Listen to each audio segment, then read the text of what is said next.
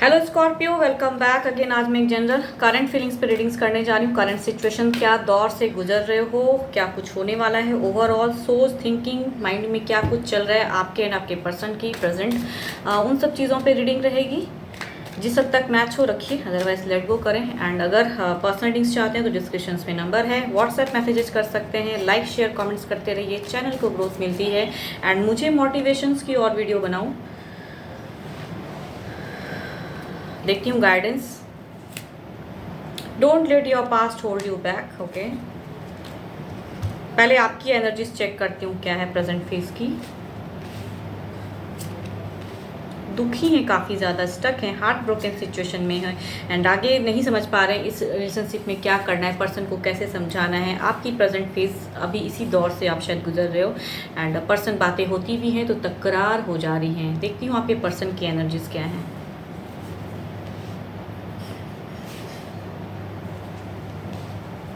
Pentacles combination कहूँ तो यहाँ पे थर्ड पार्टी ने आपके सिचुएशन में स्टक फेज लाया हुआ है। ये झगड़े, ये लड़ाइयाँ, ये जो भी चीज़ें हो रही हैं, एक कहते हैं ना एक माया जाल है, वो थर्ड पर्सन वो चीज़ कर रहा है आप दोनों के बीच में आके एंड इस वजह से आप दोनों की heart broken situation present phase में काफ़ी ज़्यादा डिस्टर्ब फेज दिख रहा है।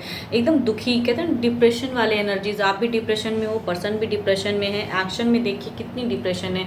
उनको लगता है कि आप उन्हें बिल्कुल ही वैल्यू नहीं देते हो, टाइम नहीं दे रहे हैं एंड धोखा दे रहे हैं, ऐसा कुछ। एंड आपको भी लगता है कि धोखा दे रहे हो, वो चीज़ में है एंड एक मिलने की है, सब कुछ रहते हुए भी लगता है खालीपन है, एक ऐसा फेज एंड वो मूव ऑन होना चाहते हैं आपके पर्सन। आप भले ही स्टक हो एंड पर्सन कहूँ तो एक न्यू ज़िंदगी फीलिंग्स में, कहते हैं ना कि बिल्कुल नहीं, अगर उनको नहीं समझोगे, नहीं वैल्यू, नहीं कुछ करने वाले हो प्रेजेंट फेज में, तो उनकी एनर्जीज आ रही हैं कि उनका ट्रांसफॉर्मेशन होने वाला है कुछ दिनों में, कुछ टाइम लेके वो मूव ऑन हो जाएंगे। शायद प्रेजेंट फेज में तो स्टक हैं बट मूव ऑन ज़रूर हो जाएंगे। एंड देखती हूँ क्या है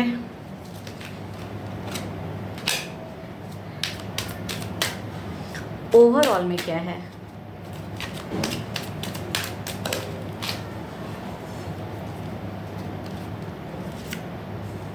प्रिंसेस ऑफ कप्स, इमोशंस को उतनी हाइड मत कीजिए। जिस भी सिचुएशन में थर्ड पार्टी को इन्वॉल्व किए हो, एक दूसरे से कहूँ, आपके पर्सन को लगता है कि आपने धोखा दिया है, चीट किया है एंड अब वो फेज नहीं रहा, तो उनकी एक दिख रही है न्यू जर्नी। सडन तो नहीं बट हो सकती है। And yes, 4 of wands, transformation, new beginning करने वाले हैं आपके पर्सन। सारे ही कार्ड्स की कॉम्बिनेशन जो दिख रही है, शायद आपने उनको नहीं समझा, वैल्यू नहीं दिया। जो भी चीज़ है प्रेजेंट, वो चीज़ में भले कहूँ जितना भी दुखी रह जाओगे, जितना भी, बिकॉज आपको आगे का रास्ता नहीं समझ में आ रहा है प्रेजेंट में क्या करूँ, अभी फ़िलहाल अटक गए हो, तो वहाँ पे आपके पर्सन कहूँ कुछ टाइम लेके हो सकता है मूव ऑन हो जाएंगे ज़िंदगी में। यहाँ कहूँ तो एक सेपरेशन भी दिख रहा है। यस, समझिए इस सिचुएशन को कैसे हैंडल करना है। जो बार बार चीज़ें रिपीटेड हो रही हैं, तो don't let your past hold you back. यहाँ पे रिपीटेड वाला फेज हो रहा है। अब पर्सन आपको टाइम नहीं देना चाहते हैं एंड वो सिचुएशन को नहीं दोहराना चाहते हैं। आपके प्रेजेंट फेज की अगर कहूँ पर्सन की, तो यही है माइंड में। अब वो नहीं समझते कि कितना एक ही चीज़ को कितना बार बार करो एंड आप वही चीज़ करते हो शायद, एंड धोखा हुआ है, थर्ड पार्टी इन्वॉल्व है, या फैमिलीज़ हो या फिर लव के लिए हो, तो पर्सन अब कुछ ना कुछ बिगनिंग करेंगे। टाइम लगेगा लेकिन वो कहूँ ना कुछ इस सिचुएशन से निकलना चाहेंगे एंड आप उस सिचुएशन में स्टक हो। दुखी रहने से कुछ नहीं होता है। अगर गलतियाँ की हैं तो गलतियों को एफर्म कीजिए, आगे बढ़िए, बिकॉज पर्सन अब एक ट्रू कमिटमेंट वाले पर्सन दिख रहे हैं। यहाँ कहूँ ना तो वो इतने अब अपने आप को बोल्ड कर चुके हैं ना कि अब इमोशंस में कमी है उनकी। अगर कहूँ प्यार वाली इमोशंस आपको लेके प्रेजेंट फेज में नहीं है, वो अब डिसीजन मेकिंग है, इमोशंस ख़त्म है उनका। अब वो रियल प्रैक्टिकल होके माइंड से सोच रहे हैं कि क्या करना है, तो वैल्यू देना है आपको, नहीं देना है क्योंकि आप बिल्कुल इग्नोर करते हो, तो वहाँ पे वो निकल, या आपने उन्हें चीट किया है तो वहाँ से वो निकल रहे हैं। जिनकी भी हैं ये सिचुएशन दिखती है कि अब पर्सन आपके बातों में नहीं आएंगे एंड उतनी अब एफर्ट इस रिलेशनशिप में नहीं डालने वाले हैं एंड वो मूव ऑन है।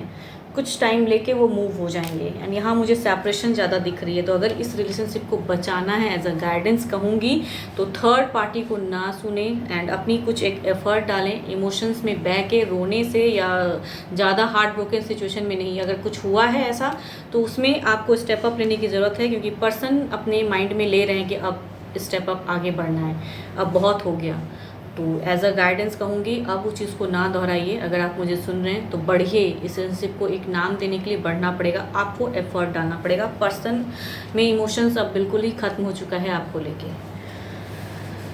चूँकि मेजर अरकाना के 2 कार्ड्स हैं तो 12 के 12 राशि वाले पर्सन की हो सकती हैं। स्टिल कहूँगी, एक वॉन्ड्स हैं, एरिस, लियो, सजिटेरियस, स्वॉर्ड्स हैं, Capricorn, Taurus and Virgo, and pentacles हैं, Capricorn, Taurus and Virgo, and swords हैं, लिब्रा, एक्वेरियस एंड जेमिनी। तो जो भी हैं, बट 12 के 12 राशियों वाले भी में से आ रही हैं, तो हैं तो वो सिचुएशन। एंड पर्सन कुछ डिसीजन मेकिंग आएंगे कुछ दिनों में, मीन्स महीनों में बूस्टअप होके वो कुछ लेंगे ज़रूर। ट्रांसफॉर्मेशन चाह रहे हैं। अगर आप उनको चाहते हो कि वापस ज़िंदगी में सही सब कुछ करना, तो एफर्ट अभी करंट में डालिए। होप आपको मेरी रीडिंग्स अच्छी लगे, जिस हद तक मैच हो रखी है, अदरवाइज लेट गो करें। एंड अगर कोई पर्सनल रीडिंग्स करना चाहता है तो डिस्क्रिप्शन में नंबर है, व्हाट्सएप मैसेजेस कर सकते हैं। फिलहाल इतना ही।